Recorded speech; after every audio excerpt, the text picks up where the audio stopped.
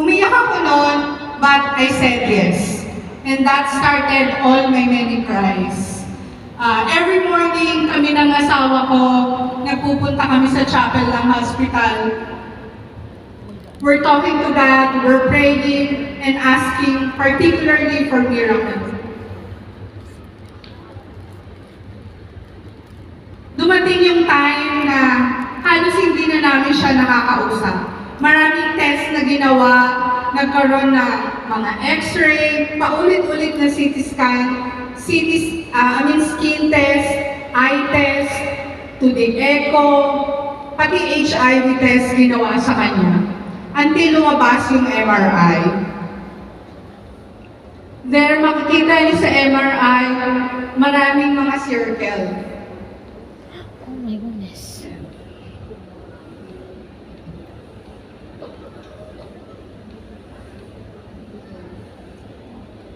Yan yung result ng MRI niya. Those mga circle na nakita is called neurocysticercosis. It's a parasite. And in the Philippines, yung anak lang po namin yung ika-20th case, on which siya po yung may pinakamaraming parasite. Nakukuha lang daw po yun sa not well cooked pork or uncooked pork.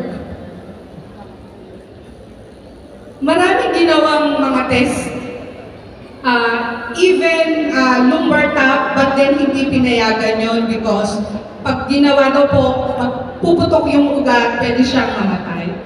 Nagkaroon ng family meeting and sinabi sa amin na it would be stormy and rocky. Pero sabi namin, sige, ilaban na. There are 2 meds na binigay in order ng mga doctors, but hindi siya available sa pharma, only sa DOH. So doon po kami kumuha.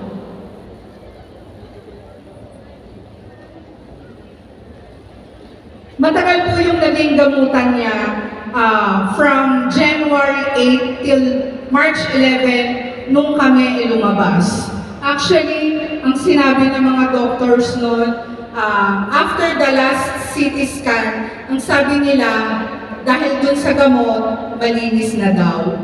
Nalinis siya with the meds. Kaya lang, in-endorse naman po kami sa neurosurgeon. Sabi po, nung kinausap ko yung neurosurgeon, kailangan daw pong operahan. Sabi ko, bakit po?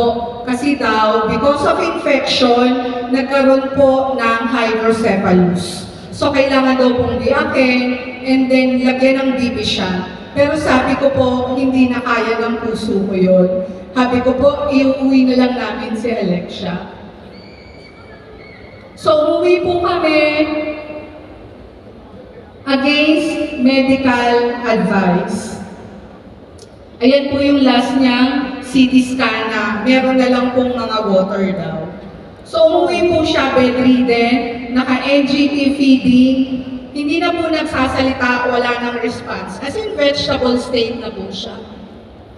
Nung kinausap po namin yung doktor, kasi pinipilit po nila kaming operahan siya. Sabi nila, sabi po namin, gagaling pa po ba siya? Eh, ayaw po nga namin magpa-opera. Ang sabi po is, we pray hard.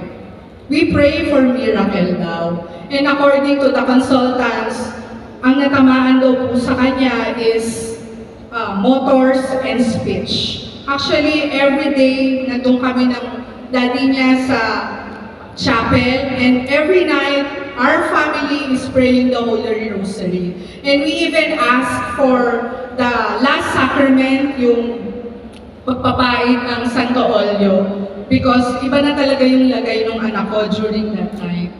Nung bago kami umuwi ng hospital, mayroong isang nurse na nag-follow sa FB ko ng anak ko. So nakita ko yung barley. But then, sabi ko sa kanya, bibili ako ng barley. Hindi ko alam kung bakit. Pero, before, dalaga pa ako, na-meet ko na si Miss Maritoni sa previous work ko. Nag-offer na siya ng barley with that time. Gusto kong uminom ako na yung mga freebies niya. Kasi gusto ko mag-diet. So, nung time na yun, nasabi ko, bibili ako ng barley. Wala akong idea kung ano bang nabibigay noon or what. Hindi ko alam. basta, sabi ko, bibili ako. Pag uwi namin, nung bumili ako ng barley, sabi ko, isang box lang po yun. Ika-8 sachet po, yung anak ko kasi hindi na nagsasalita. Ika-8 sachet po, nag-murmur po yung anak ko. Kasi every time po kami, ako nagtitimpla nun, every morning, sabi ko, pinagpapray ako talaga. Sabi ko, Lord, pagalingin niyo po yung anak ko, gawin niyo po itong miracle food, miracle drink. Ganun lang. Kung parang nilalakasan ko yung faith ko kahit alam kong sabi ng doctor, we pray hard and we just pray for miracle. But we just did stick on our faith. So, yun po, unti-unti po, after nung 8 sachet, bumili na po ako ng maraming barley. Still, hindi ko pa rin po alam kung ano yung barley.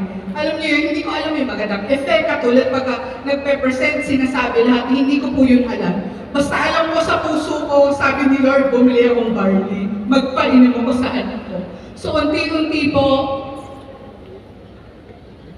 yung NGT niya po, natanggal niya actually. Siya yung nagtanggal doon. Tapos yung konti-konting salita po, nagtuloy-tuloy po yung pagsasalita niya. Unti-unti po, nadala na po namin siya sa hospital.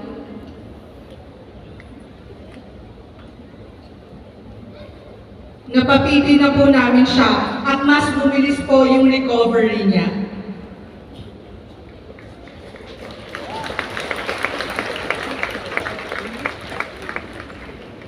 Ngayon po, kasama ko na po siya sa IM Worldwide na nagbe-business.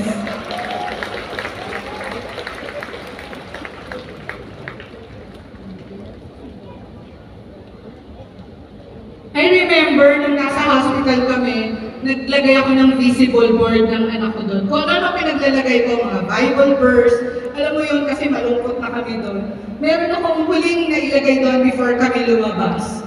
Sabi ko doon, forever grateful to God, and tomorrow's medicine, your story, your voice. So hindi ko alam kung ba't ko nilagay.